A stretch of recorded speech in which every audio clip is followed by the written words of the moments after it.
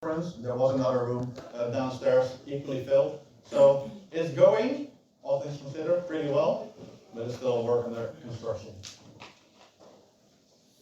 So a short history. I started about talking about the split. So we started out as the youth organization of the Socialist Party. And the Socialist Party is a parliamentary party in the Netherlands, which still exists, which started out in the 70s as a Maoist split from the Communist Party of the Netherlands. Over time, like many left-wing Marxist parties, they gradually lost their revolutionary politics. They started to hide it away, which was an ongoing process. And around 3 years ago, there started to be some conflict in the party. There have been conflicts in the past between members who didn't like the direction that the party was going in, but those were purged by the party leadership at the time. 3 years ago, another conflict emerged, this time from a covert group of Marxists originating mostly in the youth organization. They started to recruit members, they started to talk about Marxism, have reading groups, and from that more and more people, especially in the youth, started to become convinced of that. So they started to try to push for some of these points in the congresses, which was met with harsh repression and criticism. And it started escalating a conflict not only about Marxism, but about the ability to have more than one opinion in the party, to have differences of opinion and be able to push that with a group. This escalated over time. The faction name was the Communist Platform, or anyone who is interested. They have some links with the CPGB. Yes, they have it. Yeah, so there are some links with a few other parties that come to their summer schools and something. But it really escalated when the Youth Party elected the chairman for the entire Youth Party, which was not favored by the general party the ruling group. So that was the first time the non-officially endorsed candidate was elected as a leader for the Youth Party, the Youth Wing. His name was Arno, it's not in the photo, he's not a so that gave a lot of conflict. They weren't very happy that we did that. And then a year later, we started to elect Olaf, who is in the photo. And Olaf was a member of Communist Platform, openly. And he was removed from the party, expelled, 2 weeks before the election of the Youth Wing was to take place. At that point, the Youth Wing said, we will not let our elections be sabotaged by the main party by purging non-favored candidates. And we still elected Olaf as our chairman. After that, the entire Youth Wing started to be purged in its entirety. Only 1 or 2 chapters remained with the Socialist Party, and all of the other chapters and members got expelled.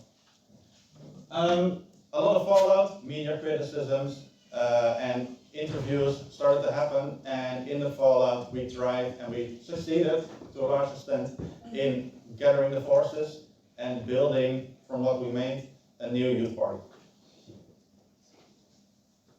So that's the short history. We're going to talk a bit about our strategy that we employed to go from being expelled, which is normally a death sentence to most groups, to becoming one of the largest radical left-wing groups in the Netherlands that is politically active. And for that, we're going to first look at our very basic structure. As you can see, as usual, a national board with a few members who are responsible and do like the official interviews and that kind of stuff. And besides that, we have the main core of our parties, which are the chapters on the right. Chapters have very high autonomy and very few internal prescriptions for how they should function. This is a deliberate strategy because there's a lot of variability in situation for the groups. Some of them are active on campuses, some of them are active outside of campuses in cities, some of them are in small towns, and some of them are in big cities. Some of them have anarchists that dominate the group, and some of them have Marxists dominate the group. So there's explicitly very little structure in how to run a group, except for 1 and 2 things: a contact person or chapter chairperson who is responsible for the group and communicates with the board, and optionally for larger groups, a secretary who supports the chairperson in administrative tasks. All of the other members have full rights to join every meeting of the chairperson, and there's no extra privilege from those positions aside from communicating with the board. There's 3 commissions that do a little bit of work: social media, IT, so programming, website, that kind of stuff, and the educational commission, which is responsible for educating our own members. And that's the basic structure. Very simple on purpose. There are no regional structures, there's no tiered election, there's just one national convention where everyone can come if they want, and then we all vote together, and that's about how we operate. No, that's not it. Okay. So, some of our friends which have helped us a lot, and this is perhaps one of the most important, the Rood, which means the red banner, is a web shop that was established 3 to 4 years ago, if I remember correctly, by some people, mainly from our organization at the time. And what they do is they run a non-profit web shop, all volunteers, and they sell a lot of stuff. The benefits of those are political stickers, which we use for spreading propaganda, engaging in some kind of actions. They print books which have gone out of print, such as The Principles of Communism, in Dutch, and several other books, which you can buy for very cheap. They sell pins, such as these pretty ones, posters which you can use. You can see one of the examples of the stickers over there, Volt Socks, which is very effective at rilling up people and getting attention. And also pins, maybe you recognize the flag. And they also provide services for the movement, such as custom-made materials, such as flyers, banners, whatever you need, and they can use the professional connections to do that at a reduced cost. Additionally, all of the profits they go to funding the movement. So, because it's a non-profit, it's used to rent meeting rooms, fund protests. So, if you want to rent some kind of loudspeaker installation system, you can go to them, make your case, and they will give you money. Posters, they platform Left Wing, other groups, as a place to distribute their content. We'll see some more examples of that later. And those things together make them a very powerful force in the Netherlands, which has done many things and leads to a lot of influx of members. So here's some more examples of what kind of stuff they sell and what is done with them. On the left top, you see a collection of their stickers, and those kind of stickers are just put up on the street. If you've walked around in the street, we've already seen a bit of weird right-wing stickers on posts. We have our own stickers, and we paste them over them. We post them on places, and it helps in creating agitation.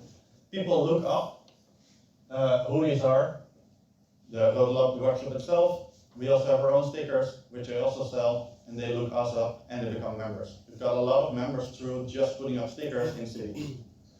On the bottom left, you see one from Belgium. They also have a web shop version there, which is against Flemish nationalism.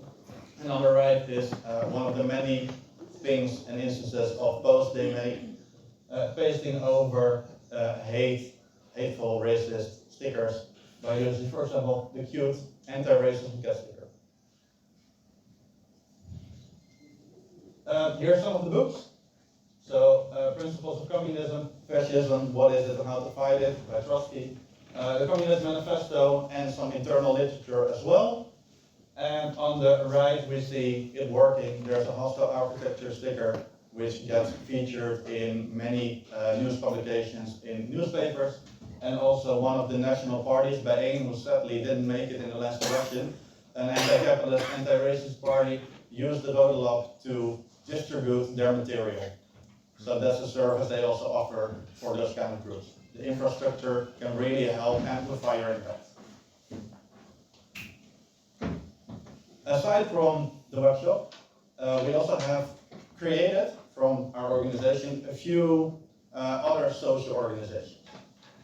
As a context, we broadly follow the idea of a party movement. Some of you who have read McNair might have recognized this term. In very simplified terms, is the idea that a party is more than just a political organ that takes decisions. It is also a social culture around it.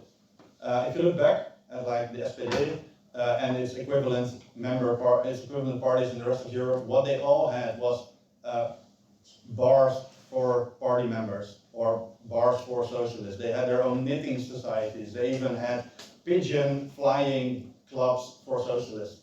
You can imagine everything that has some version for socialists.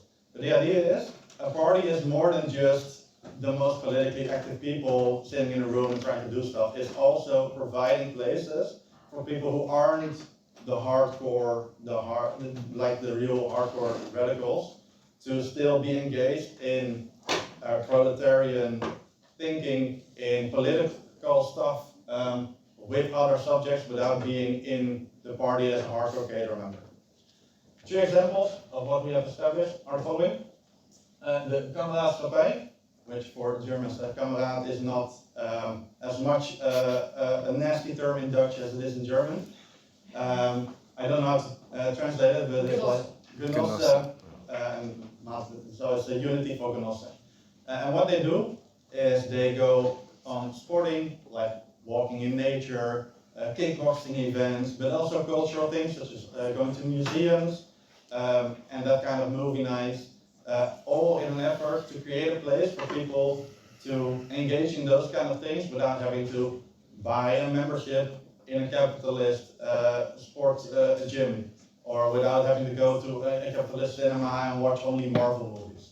It's an attempt at creating a sort of proletarian separate group around the party, not explicitly affiliated, but more places for people to be without being a party member. And from that we have already recruited a lot of people. She is very active in this organization. We've managed to recruit rather many people because a lot of people find it very intimidating to like immediately join a political party with a lot of points and ideology and big words. But I do want to like go walking in nature with some Lebanon people. So that's Kameradschappij. We also have two student associations. One of them is a national history study association for students, named after an important historian, Jan Romein. And another one is Het Spook, or The Ghost, which is the ghost of communism, which is a local socialist student society in Nijmegen. No. In Nijmegen. And that's just a place for everyone who is a student in that student city to have an alternative to the often right-wing student groups that exist in the city. And from that, people from all kinds of party join that thing. So Maoist radicals are in there, social democrats who don't like social democracy, that don't know it yet. And those kind of people, everyone joins there. They meet up, they can just talk low level and exchange ideas and like create an idea of community, an idea of there is really a left wing and there's more to this than just shouting slurs at each other on Twitter about being revisionist or something. So, those are our organizations. And then Veronique will say something. Yes, we have said a lot about what we are doing and what we have done right. There's also some problems we faced and are facing. Of course, it's not just roses for us. Most of it is, some of it is the fault of the, still the fault of SP, some of it is our own fault. For example, the lack of diversity, which we inherited from the Socialist Party. The Socialist Party is quite socially conservative. The last few years, they used their power in parliament to rail against labor migrants and refugees in general. You know, the whole Europe is full kind of rhetoric, which despite the Rood being very socially progressive, meant that a lot of non-white people would rather go to any other youth party rather than Rood and be associated with SP. This has still led to problems until now, because once you are known as like a group of mostly white youths, it's very hard to change that. but because of our international work, reaching out to other international groups, and also being more active in social movements that have to do with international issues. For example, Palestine movement has led to a growth in numbers who aren't just very white and very Dutch.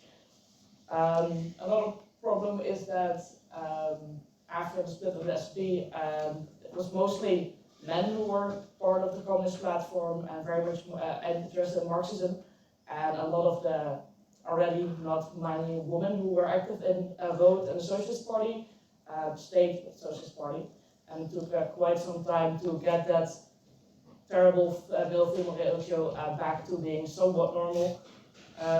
We're still working on that, but it's an ongoing process, and we're getting better at it.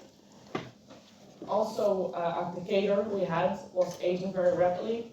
Most of the people we had were students, so they were above 20 and often on the upper end of the road age limit. So, for example, 23, 25, 27, and they were pretty close to aging out of road. So now we're very much focusing on trying to attract new members and also younger members. For example, we have idea to focus more on high school students, or maybe people from trade schools, but that is kind of seen as low priority, so we're still having to work on that. But at the very least, our Asian cadre now has a place to go with the Socialisten, and they have a way to still impart their wisdom and experiences they learned onto us without leaving the movement. Another issue we can't really blame on the Socialist Party anymore is the lack of discipline and focus. We are a group of mostly young people who have limited time, energy, and skills, and it often leads to things not being done or not being done well. They take up tasks, for example, making social media posts, promoting a protest, reaching out to certain people, sending emails, all that stuff that needs to be done for a party or organization. They take it up out of obligation, but don't have the skills or the time or the energy to actually go through with it, and it doesn't get done, and they haven't really learned how to give the task to someone else yet. So that leads to a lot of trouble and to a lot of missed opportunities. And it's still something we are working on, and like getting some discipline and focus back into our members. And it's mostly an issue of teaching them the necessary skills to organize. And last, theoretical education. Marcel already touched that we have an educational committee, but it has been quite inactive for the last 2 years. Also, a bit of a lack of discipline and focus. That means a lot of members not being educated as they should, and due to the massive influx of new members who are not that educated in Marxism, that to a lot of people just straight up not understanding a simple socialist concept, which is quite a big problem. But we are currently fixing that by making a reading list and making certain lectures so that people can teach themselves, or that local groups can take it up and just teach themselves without having to rely on a national committee to do everything for them, because it just doesn't have the capacity to do that right now. Yeah, and on the last point, losing most of the adult members who have the experience and the know-how, of course, has a big impact on the youth organization. So we don't have a lot of old, been through it people who can teach us how to organize protest. Who knows, you have to start with these groups instead of these groups. So it's been trying things out and rediscovering all those skills has been a large part of the last 3 years, but we are slowly getting back on our feet, and we've made a lot of strides and done a lot of good in the past 1.5 years. So, after that criticism, here's what we have done and found to work to remedy some of those problems and to grow our organizations. This is perhaps the most important or most interesting part of this presentation. There are several things. Provocative actions may look a bit childish, but have been very, very effective in attracting a lot of the people who are now young and getting radicalized. Because what we have found is that there are tons and tons and tons and tons of youth who know capitalism sucks, this isn't working, I want something different, but they don't know what. And getting your name out there as a group, that does stuff concretely, where you can do your thing, when you can join in actions and do something, is a large part of growing your organization, especially in these times. Provocative actions are a great way, with very little effort, to get a lot of attention, and most of the time also get some things done.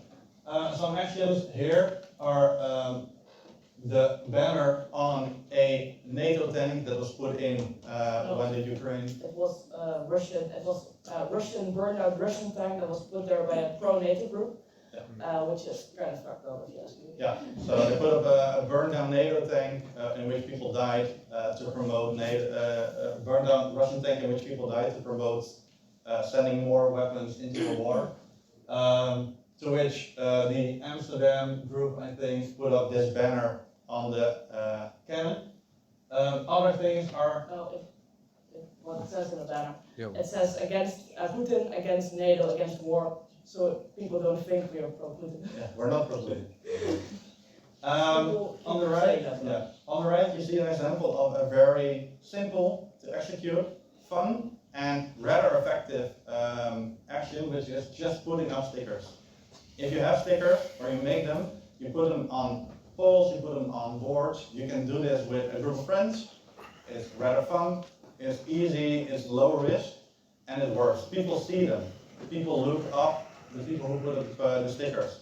You can put it on Twitter, as long as you say, look at what we found, rather than look at the vandalism we did, which is something you might want to keep in mind. But it's very effective in getting your name out there. It's very effective in getting certain messaging out there. For example, this is anti-fascism messaging in a certain city, which is a sort of way to show the people in the street and in the city, hey, this street is our street. It's not a Nazi street, it's an anti-Nazi street.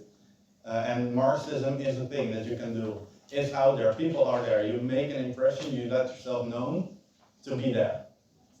And another things we do is occasionally we bully some liberals. In the middle, you see an action during the municipal election where we scrubbed out all of the Volt logos we could find in the city with soap and a brush. And we got about 10,000 impressions in a city of 300,000, which is rather a lot. A lot of people very mad, but that doesn't really matter because bad publicity for liberals is still good publicity for us because you want to get your name out there by the people who we want to convince. We need to attract socialists, we don't need to attract right-wing people.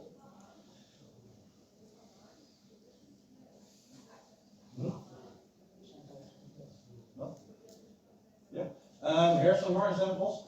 Putting up Lenin posters on places where you can legally or not so legally put up posters. This was a banner drop action. Banner drops are also very effective. You can organize a fun night with some beers and some fun. Make a banner and then another day put it up somewhere visible. Generally where there's some media, such as when Macron came to the Netherlands. We put up a poster in solidarity with the protest in Paris at the time. And on the top right you can see an action in a city where they spray painted some political messages on the pavement. Social media, another important factor of every group, of course. And most of you might already know what to do, but getting a strong, constant presence is important for people to know that you exist. If you only post once a month or less, it's not going to show up. The algorithm favors people who post regularly, firstly, and you need to be out there. If people think, and especially you think, the youth thinks, I want to do something, I want to join something, they will go to Twitter, see what they see, and join the first thing that seems interesting. A coherent visual style is something we employ. So knowing, hey, a sort of recognition, I've seen that style before, what is that? We have templates that we can easily use to make local and national posts. That helps a lot in the productivity and the rate at which you get things out there. We use Twitter, Instagram, TikTok, and YouTube, and we take advantage of opportune moments. The nasty man you see here is fear builders. He is the guy who won the election in the Netherlands last time. A rather right-wing guy. We took his photo and put on it, "This is the moment, become active with us." So a lot of people were very angry. There were protests against him when he got elected the next 2 days. This poster led to at least a 30% increase in membership in a week for the whole organization. Using these opportunities is a great way to grow your organization, but for that you need some kind of team that can quickly respond to these kinds of events. And negative press is still press. A lot of people will get very mad if you put up a negative thing about a politician. They will respond, and if they respond, all their followers and people like them will also see it, and it will spread more. Negative press on social media is still press. You will still reach other people. I don't say start throwing poop at ice cream men, but I mean you can piss off right-wing people, and that's good for your exposure. Involvement in local action is something also very important to recruit members from and also help improve those local initiatives. You might have heard of university occupations, student unions, there's also many other things.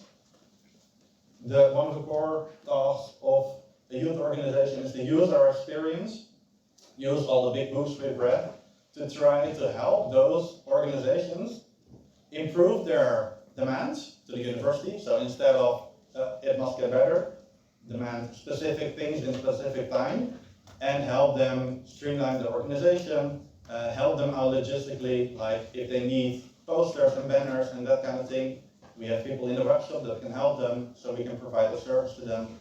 We can do some ideological intervention if they're doing something that's probably going to be very counterproductive, that sort of thing.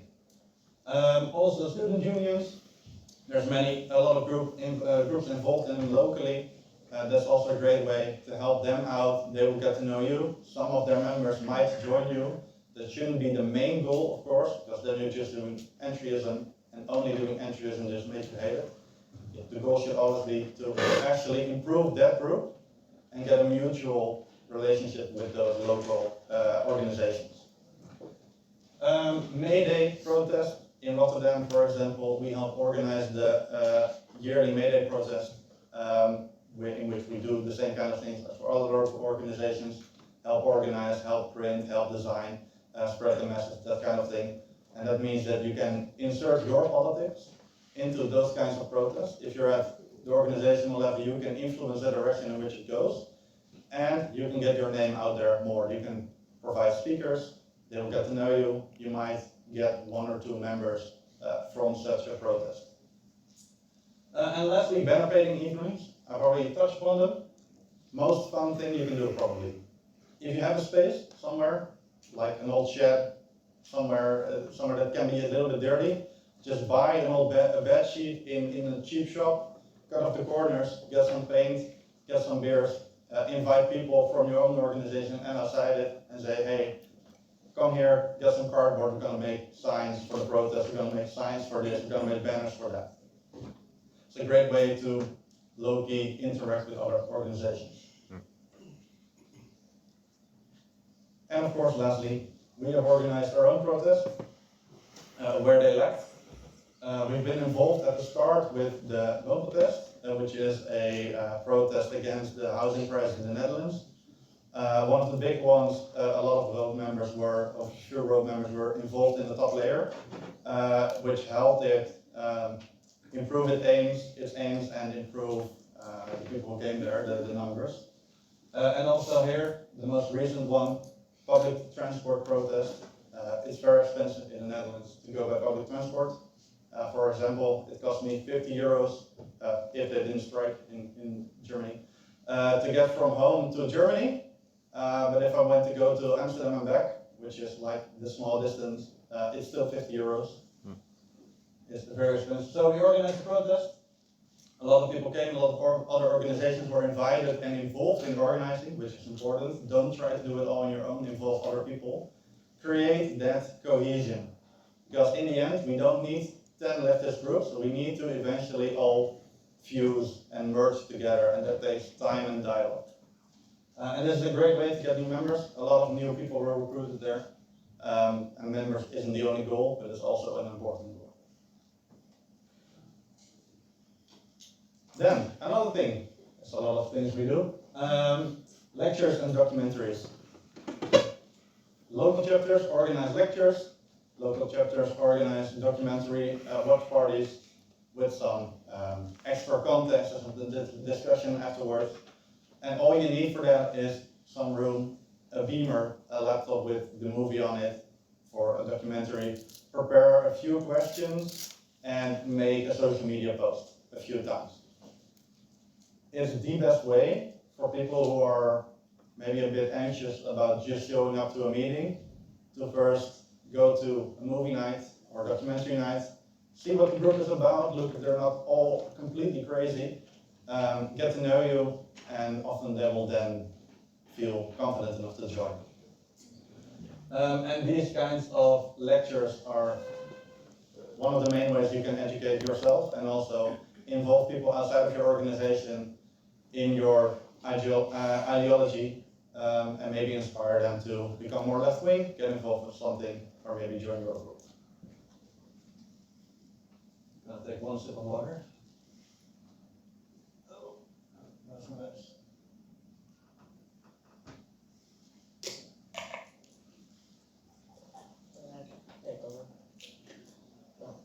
Of course, every year we have our summer camp, which is a tradition we inherited from the Socialist Party, but we continued anyway, even with our limited numbers and limited money. It's a week of lectures, workshops, and lots of fun. It's also now open to international comrades. For example, we've had people from Poland, Norway, Germany, America, and lots of other countries, Belgium as well. Here you can see 3 of the organizations we showed up. Linksjugend, you probably know them, and also Action Socialisten from Poland, and YDSA from America, and of course us, Rood. And there's also live translation to English in order to accommodate the international comrades who probably don't speak Dutch.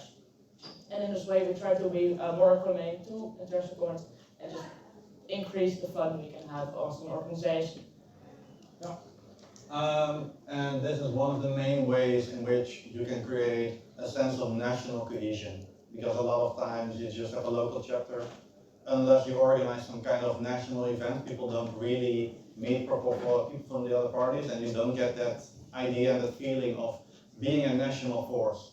And the summer camp is a great way to connect your national cadre together, get them to exchange ideas for a whole week, create connections, create relations, and improve the party and have a lot of fun. So, the last thing we do is having a lot of fun. I think for a youth organization, and some of the other organizations in the past might have some aversion to fun in general, because politics is serious business, and we have a serious task to do, and we shouldn't have fun. But fun is half of life. You can't live without fun. And youth organizations especially, people who are 22, don't want to only go to serious meetings to discuss serious things about the world burning and discuss serious things that we're going to do and then go home again to be all serious. We want to have fun. So, to have that fun and to create that cohesion again, what we do is we organize several things. Movie nights, very simple to do. Same with the documentary evening. A room, a beamer, a laptop with a movie, some popcorn, some beers, and an announcement. Invite your friends, it's always fun. Then you can do some analysis of the movie, take some quasi-political movie, create some questions for afterwards, and people will start to think about what it means, for example, Top Gun. Is it propaganda? You can do a little short 15-minute discussion afterwards, and afterwards just have fun. It's a great way to have fun and introduce a little bit of political thinking into people, introduce new people. Museum visits, just fun to do. You can do the same thing as with movie nights, a little bit of political history. If someone knows a lot about painter, you can talk about that, how he lived, what political circumstances were, or just have a museum night. Drinking with friends, always fun. Best way to introduce new people and just talk and brainstorm on new ideas. Parties in general are also fun. And last but not least, something which we recently organized, done by my comrade over here, who organized a gala party. That I'm not sure how to pronounce it in English, but you will see what kind of things we mean. It looks very bougie. It isn't, trust me. It was an amazing evening. Entry was €9, and beer was optional. Optional entry fee, €9. Beer was €1.50. So it wasn't that bougie, but everyone from National came, took their best clothes, or attempts at good clothes, and we all had very nice food prepared by everyone voluntarily. We have speeches from our own members, from other organizations which we are close with, such as the Green Youth and the youth of the Bijeen Party. And we also gave some medals to really comrades who did a lot of work in the past 3 years, who deserve some extra appreciation and a place in the spotlight. Overall, best thing we probably did in the last half year at least. So because of that, there's more photos to brag with. Here's just one chapter. Who attended? It's a group photo of all the chapters. This is one of the chapters. It was very packed. And you can see me somewhere in the background. So, good. It was a lot of information. Thank you.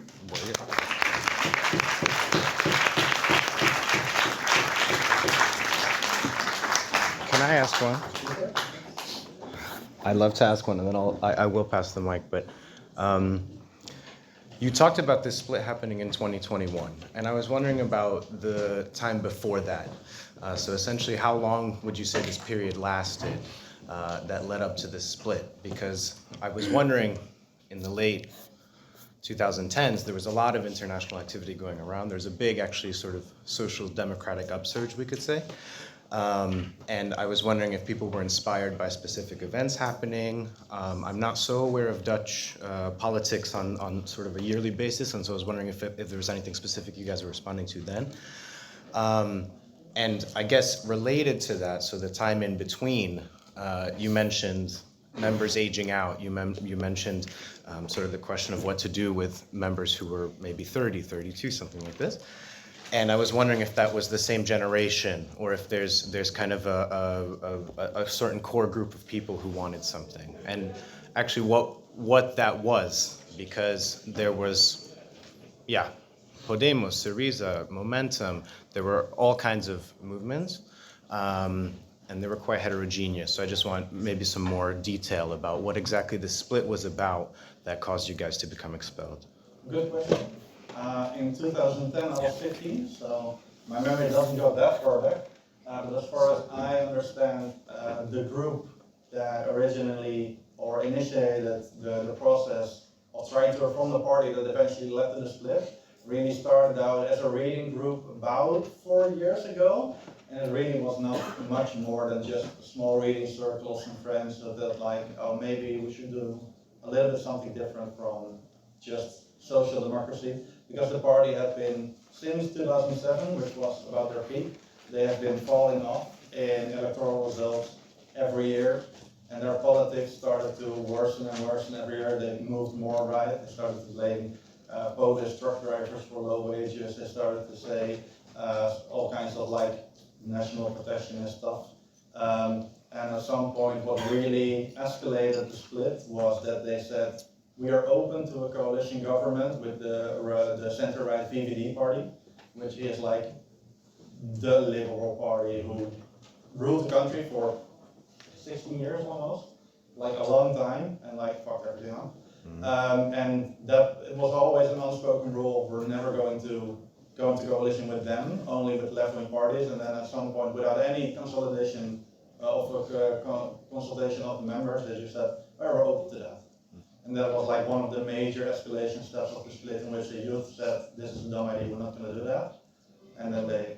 One thing we have in mind to do that, the old Rood industry was the only youth party which was not allowed to have its own program. So every other youth party, even of like the most right-wing or the most, fundamentalist Christian, they are allowed to have their own program and their own opinions. And Rood was the only one who was not allowed to do that. So I was saying, no, from party leadership, you are not going to rule with right, really was a big moment, and that really led to problems.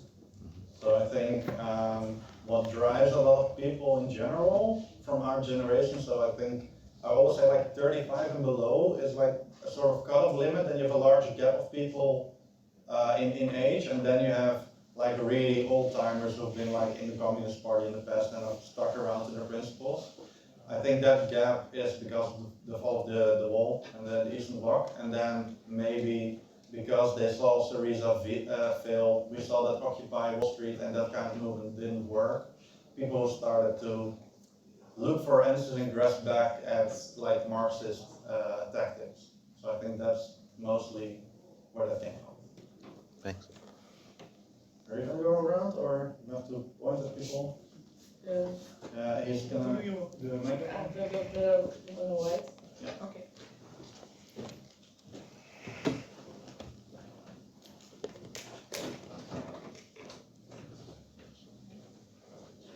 Hi guys, thank you very much for the presentation. So Mike McNair, as a kind of, starts off as a Mandela Trotskyist before joining the CPGB, and we know that his revolutionary program, published in 2008, was very influential for what is platypus, the kind of registers what we call neo-social democracy that happens all over the world. Maybe like most explicitly, like in the DSA, right? Bhaskar Sankar kind of reads Mike McNair. He kind of starts to use those ideas to build up the DSA. And then, that is taken in other directions by, let's say, Cosmonaut, or what's now the Marxist Unity Group, which we interviewed in our convention this year. And one of the key aspects of McNair's theory is that you can't kind of go around ideological differences in the left, which has experienced about 100 years of defeat and ideological conflict. You start your Marxist unity campaigns on a program. So from a lot of the presentation, you've given us a very good idea of the structure of your organization. You've given us an idea of the activities that you do. But you haven't really clarified what ideological basis you're on. And I understand, you said this is a broad tent project. You're trying to get in as many people as possible. But I'm curious, when there, these ideological discontents will come up, right? I mean, I noticed you had Thomas Sankara on one of your social media posts, which to me kind of flags that it reminds me a bit of like this maybe Maoist legacy that's still trickling in from the 70s. But you also said, you have chapters and some of them are, anarchist dominant, some of them are Marxist dominant.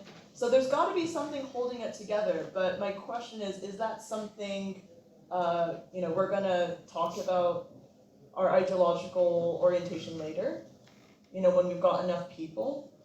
Or is there a way to adjudicate ideological discussion within the chapters, right? And maybe as a way to kind of pinpoint that, what is the immediate priority of the party? So is it education, like a very, very broad education in the history of the left and Marxist? I mean, that's another thing, why define yourselves as Marxists or bring up communist, you said there was a communist youth group. But so is it education? Is it growth and recruitment? Trying to hit like a kind of like a target of recruitment. Is it maintaining, the income, from kind of stickering in the pins, trying to become like financially self-reliant? Is it a program? Is it anti-fascist activity? Right? There seems to be a bit of a gap in the presentation that I think I don't think it's on purpose, but I think might be reflective of the particular stage that you're at with the party. I'm very curious, kind of, to hear what you say about that. Yeah, that's a very good question. So most of the basis of unity isn't a fully fledged party because we are explicitly a youth group. The adult wing that we are building is working on a party or a program, and that program is just an amalgamation and the result of discussion in our internal bulletin and on conferences. And in the end, what the majority says is the thing that we are going to be executed. So there's a sort of democratic centralism in a not rather traditional sense, but in a sense of differences in opinion, unity in action. And the youth group is in a sort of low ideological specificity, explicitly, because a lot of the youth is not ideological when they become politically active. And the priority of, for example, the Educational Commission is a rather broad education as of this moment. So there's like books on anarchism, there's some Mao, there's some Marx, there's some Lenin, there's, I think, a bit of Trotsky in there. So there's a little bit of everything in the educational program. That is, at the moment, the most important task of the Commission, to get that basic knowledge into the members, so that from there we can start to see how does all this theory fit into a working strategy for our situation. And I think most members in Rood explicitly reject the idea of you have to pick a label. They explicitly say, no, I come from, or I tend to be more in the Trotskyist or Leninist or Maoist direction, but they don't say like, oh, I am a Maoist and that's it, and everyone should be a Maoist. Of course, people think the ideas are correct, otherwise you wouldn't have them. But there is an ongoing dialogue and sort of idea and common cause of let's re-examine everything by putting it next to each other and see what works and see what makes sense in our context and in history.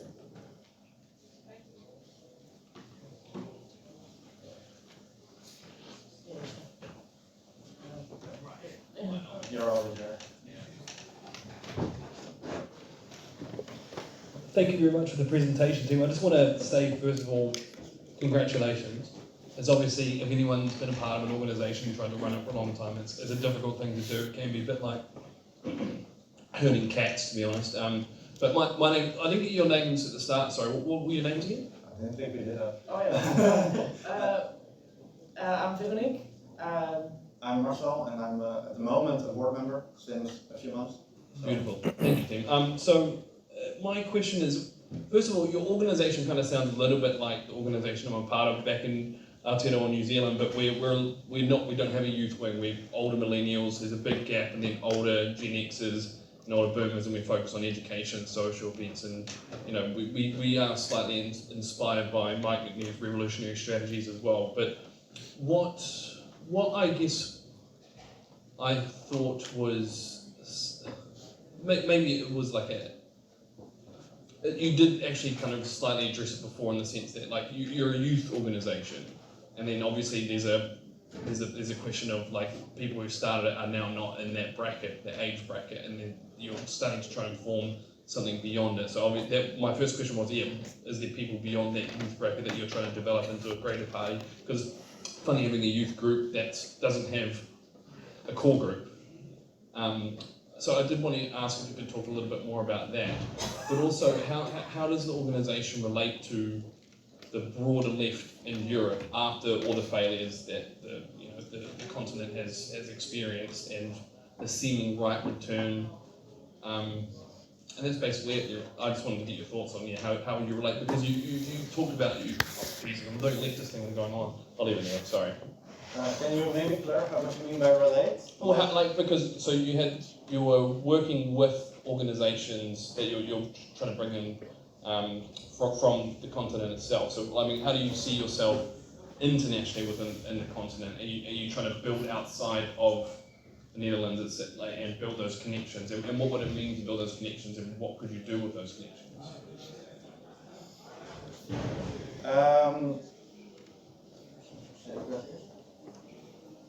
How we relate to one another. In relation to the failures, like how do you see yourself? What's the first question? Sorry. Well, how do you see yourself in the wake of the failures in Europe? I think, and that relates to like the idea of let's put everything next to each other and see what works. the idea of, well, and I think that conference here has the same vibe, like we've done the same thing for 70 years and haven't achieved shit. So we got to reevaluate somehow. And in that sense, we try to relate, at least in the Netherlands, to, we want to cooperate with anyone who is anti-capitalist and revolutionary. Some of them don't want to work with us because they think we're a CIA plant or something. But aside from that, we don't have, because we've only been independent for 2 years, the past 3 years has been reconsolidating, rebuilding structures, rebuilding our own education. We haven't, besides like occasional contact, we've been invited here graciously by Niels here. We've only had occasional contacts through members with other groups, and we've not really established formal forms of coordination or collaboration across borders. I think we would like that. We haven't really put any work into that, so how that would look is, I think, beyond just me thinking something up right now. So I know that. Did I answer all your questions? Well, and also, if you could just talk more about how you're, because you said that like a lot of your group is saying age out of that age bracket, so like talk just a little bit more about what's coming out of that, how you're responding to that, rather than just trying to reproduce the youth wing, how you're trying to make it bigger. So. Yeah. So I think that is at the moment a bit of a transitional sort of issue, because when you push someone who is 28, I'm almost, end of the year I'll be too old for this organization. If you push them suddenly from a youth organization into an organization where the median age is about 50, they're not going to be incredibly comfortable immediately. And I think that transitional period, which is going to last 1 or 2 years until we have enough of our old core into the adult wing, which is happening right now, the transition, that we can sustain this older organization. I think that is at the moment something which we need to deal with. Because like putting someone in the old group sounds fine on paper, but like if there's no correctly functioning local adult chapter, it's rather difficult. And what we have done is just like, okay, you're not officially a member, but we still invite someone who's like 29, 20, or 30 or 31, and is like known to the group. We still invite them to like, oh, come to the beer after the meeting, come to the protest, or they just show up and like, hey, fun, let's hang out. So we still maintain those interpersonal connections on the local level to keep them involved, to eventually also help them to build up the adulthood. Thank you.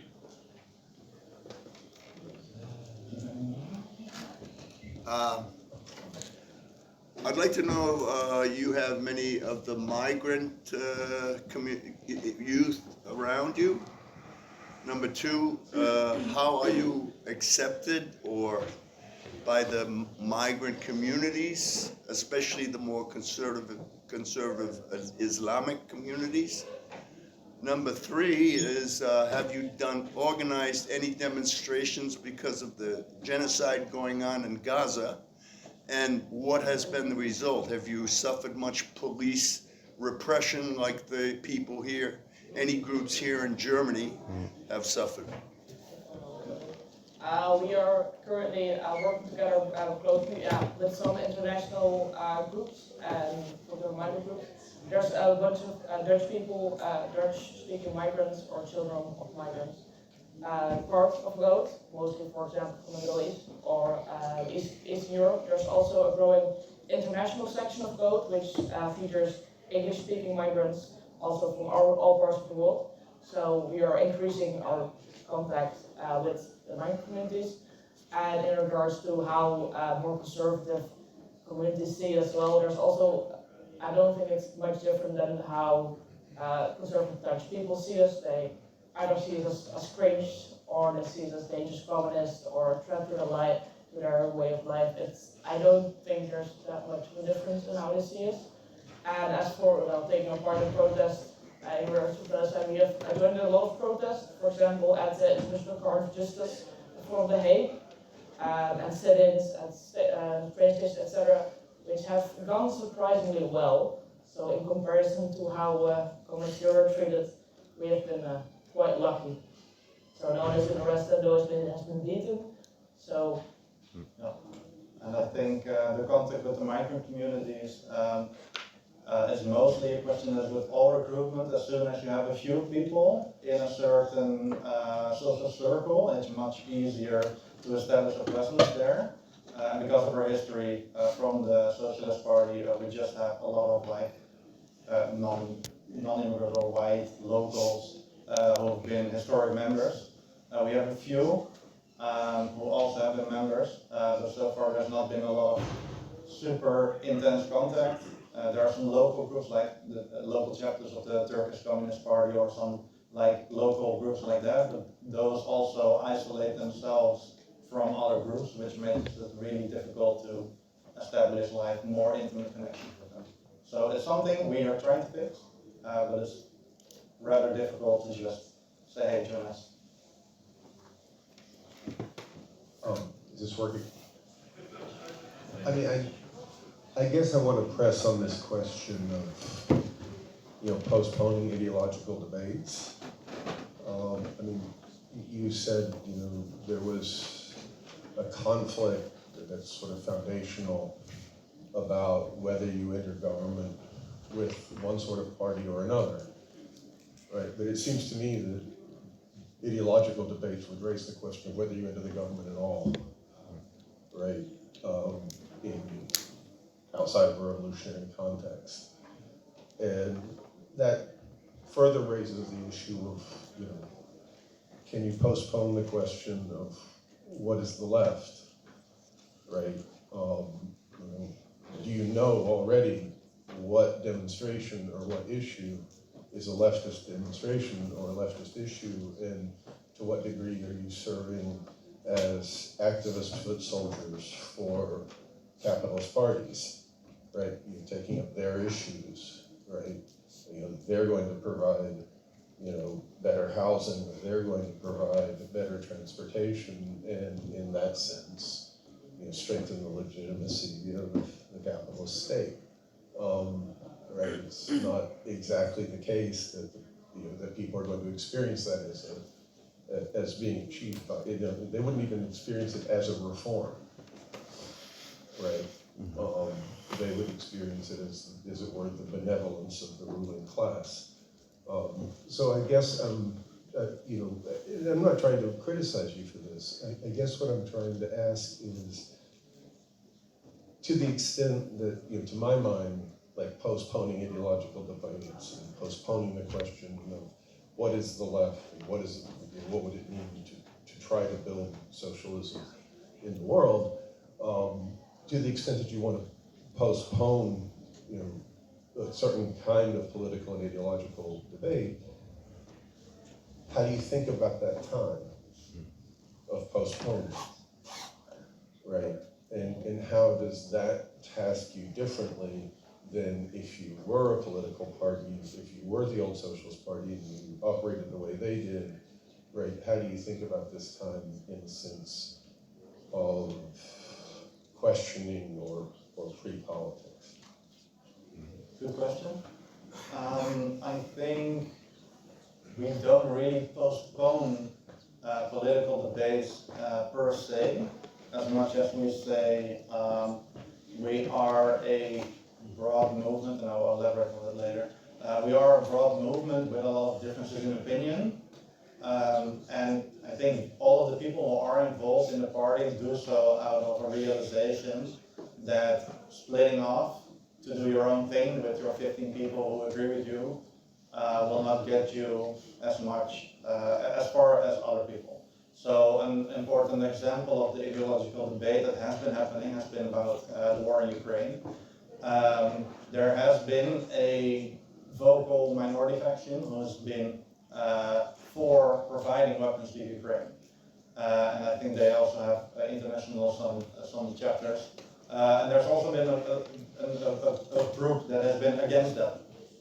So there is that debate, and there has been some fights with some name calling, but they're still together in the party. So in the end, we have put up a vote on the National Congress. What do you think about this position? And then we vote, and that is the position that we take. Let me just put it a little bit more pointed.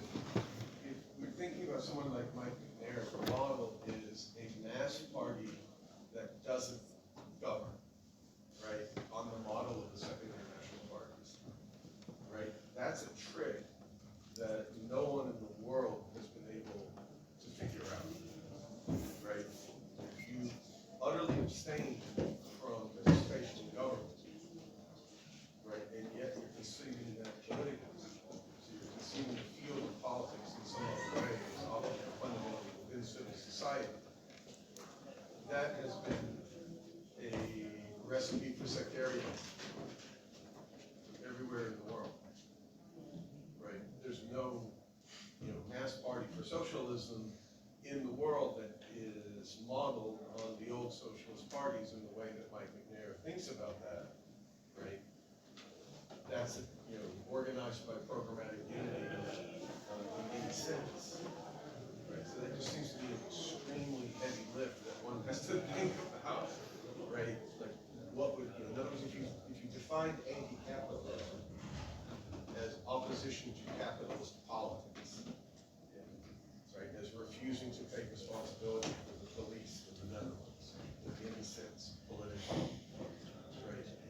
Isn't that going to cause, isn't that going to provoke a question of sectarianization almost inevitably? So as on that point, so there's two answers I want to give. The first is that the party not by a long shot, there are like hardcore McNair fans who want to do like the no governing at all.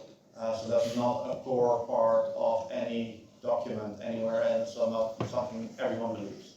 There's a substantial group that doesn't want to follow that tactic, but it's not everyone.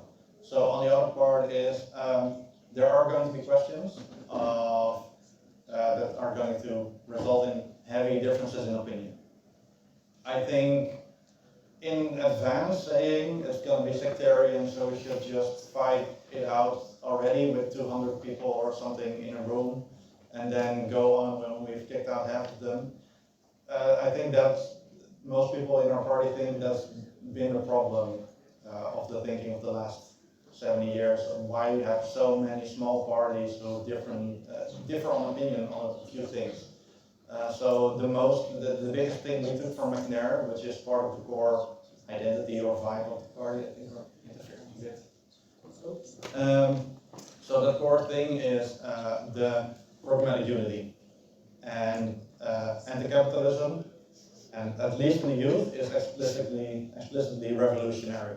That hasn't been established for the adult wing. I hope we are going to, at least. So otherwise, why recreate the old Socialist Party again if you're just going to be anti-capitalist and parliamentary? But those are differences in opinion that we're going to have to find out, especially in the adult wing, which is much more ideologically diverse and divergent.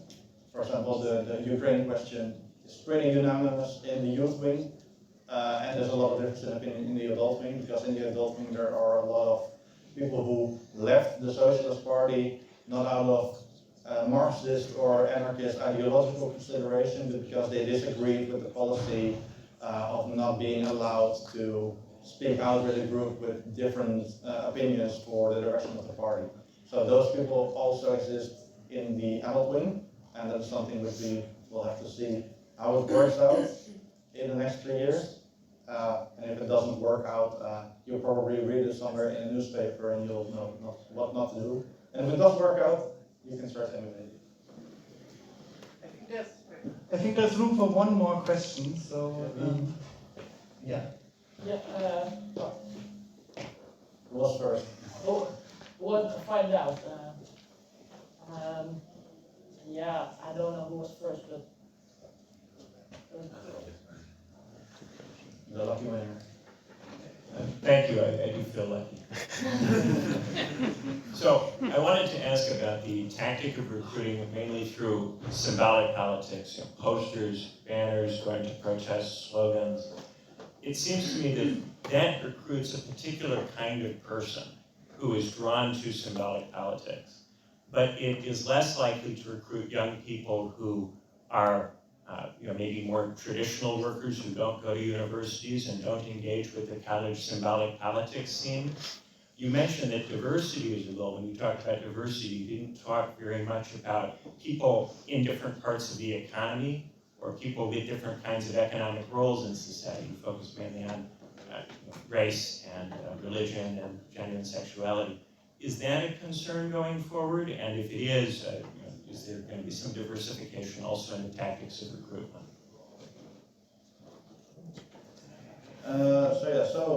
Diversity and the way we recruit people. We do have a lot of people who are not in university. I think in some chapters it's most people who aren't in university, at least in Rotterdam, most people aren't in university or haven't been university educated. And I think saying that we recruit by symbolically protesting is half true and half false. It is true in the sense that there are a lot of youth who have been radicalized by YouTube, by social media, and some other way, who want to do something, but they don't know where to go. And we are basically the biggest and only place where they can come. Well, some groups will disagree and say, oh no, we are here too, but they have like there's a strict, we don't have extremely strict recruitment standards that you have to pass in order to become a member. You can come here as long as you say you're anti-capitalist and anti-racist and don't do anything like against the rules. You can join and do your thing here. You have the freedom, you have the support, and you have the network, and then we start education, people change their opinion, people develop ideas and that sort of thing. So that's the first thing. I also think that saying that just going to protest is the only thing we do. Don't think that's true. We also do occupations. We participate in university occupations which achieve concrete goals. And through that we show that we know what we're talking about because we advise in tactics and we propose ideas and we have members on the ground. And that gives people a place outside of like those local one-issue groups who only focus on occupation or only focus on this specific thing, to come in and learn more about broader tactics. And I think that is one of the strengths of such a youth organization. I think the adult wing is much better positioned to do more practical work. For example, the adult wing, a local chapter is organizing tenants in a local, badly maintained municipality or a neighborhood. And that is also a way to recruit like real local working class people. But because it's a youth organization explicitly, you're much more, well, not limited, but your approach is much more focused on trying to get people who are 14 and already think they are communists. Like those are the people at the moment that we're trying to recruit, because there's a lot of them. And to unite people who want to learn about that out of their own volition, or who are attracted to the symbolism or to those ideas, educate them, train them, is the bedrock to then recruit actual masses of people. Because we have 300 cadre members. 300 is not a mass party. It's just like weird nerds who saw a hammer, a sickle, and thought, hey, that's cool. Who then read a lot of books. Did I answer your question? Okay, thank. Since the other workshop also seems to be still going, I think we can take one more question if it's fine with you. Yeah. Next to notes. Yes, one next to this.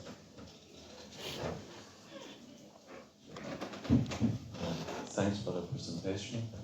I try to combine two questions. The first one is when you look to the old social democracy, they really formed youth organizations because the people were under that much repression that their children learn in school that their parents are bad people. And to avoid that, they form youth organization, not even under self-regulation. They first were regulated by 1/3 by the party, 1/3 by the union, and only 1/3 by youth members. Just that the children of the party members learn that it's okay to be a socialist.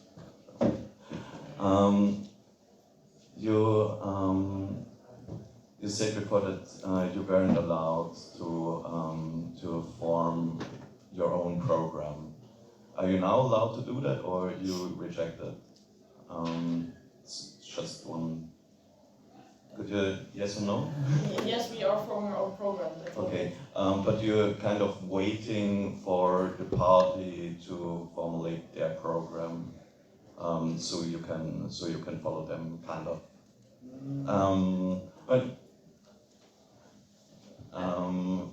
And the question now would be what do you think is the role of a youth organization today in a socialist party or a socialist movement?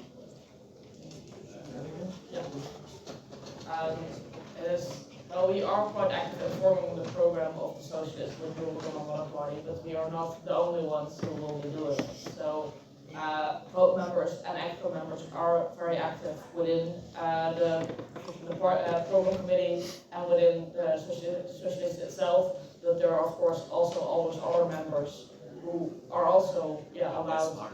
Yes, as party members are allowed to form the program as well. So it's more collaborative thing than us deciding all the program ourselves, for which we have voted. We can decide our program.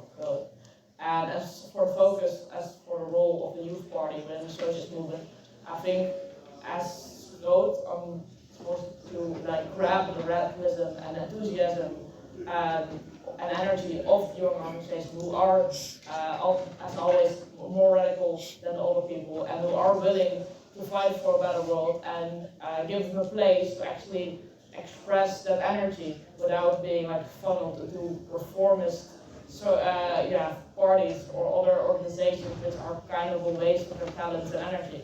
So that's how we see our own thing. I don't know if the socialists think that of us.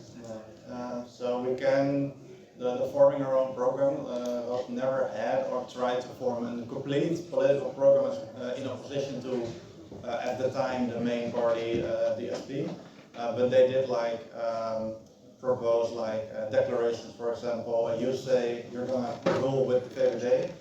We officially put to the vote one that said we don't want to do that with all of the youth, and that's the position of the youth.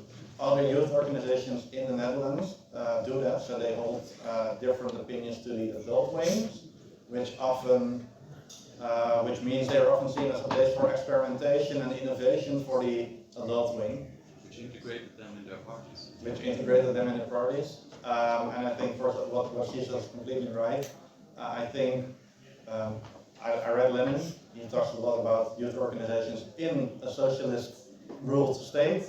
Not very useful for us in the Netherlands, so we more or less established we need to be a place for people who are radical, think capitalism sucks, we need something different, socialism or communism sounds kind of okay, to come to express their energy under guidance of people their same age who are a bit more educated and have tried a lot of things and to develop the skills of organizing meetings, organizing protests, reading some theory so they can make better decisions and experience things in a way like failure is also a thing to learn from. So they need to be able to experience and see if it works or doesn't work, so they can be good cadre members later in life in the adult wing, which has much bigger ambitions. Thank you. Sorry. Thanks so much. Thanks to comrades from Rood, and we will have the opportunity to discuss a few of those questions tomorrow again with you at 11 o'clock at the panel on the mass party question. Yes, thank you.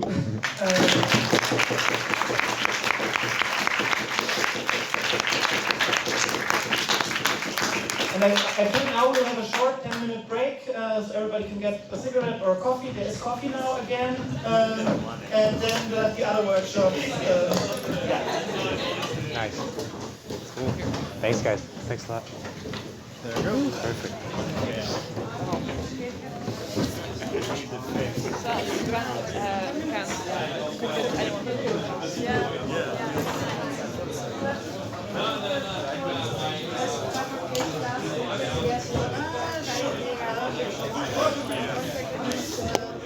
Hello. That's the Hello. technical stuff. Hi. The technical guy. I'm the technical guy. Hi, Thomas. Nice to meet you. Nice to meet you. It is microphone. This is Okay, microphone. great. My computer has low battery. Do you have some place to inject Should be. that? Yeah. Great.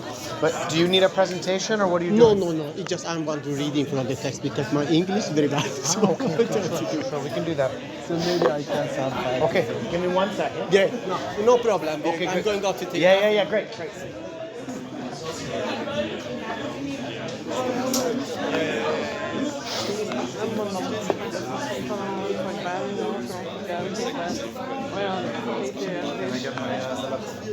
Sure.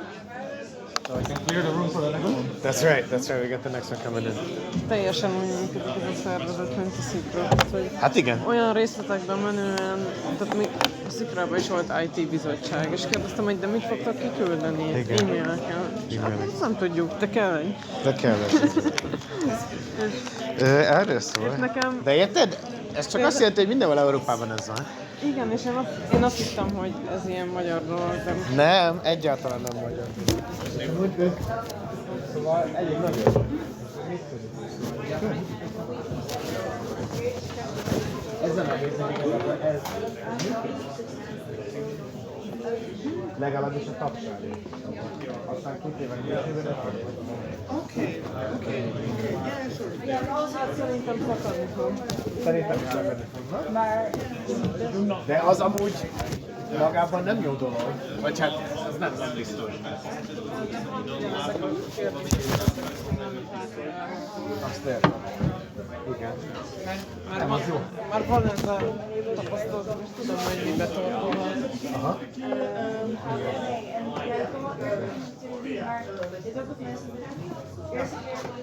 Van egy ilyen like Hogy mi van? En ik geloof er wel. Jó, ez a revolution. You want someone to wipe it with? Yes. Of course. I'll get you a paper towel. I'll be here. Max will be moderating.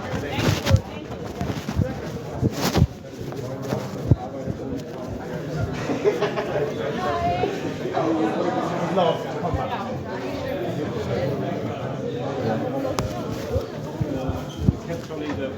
Oh, I'm sorry.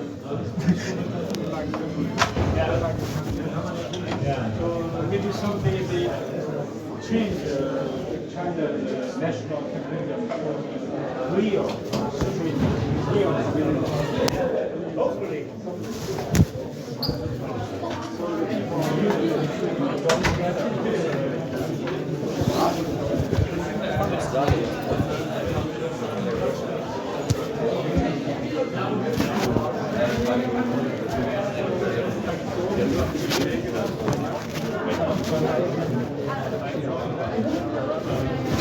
Revisionismuspodium.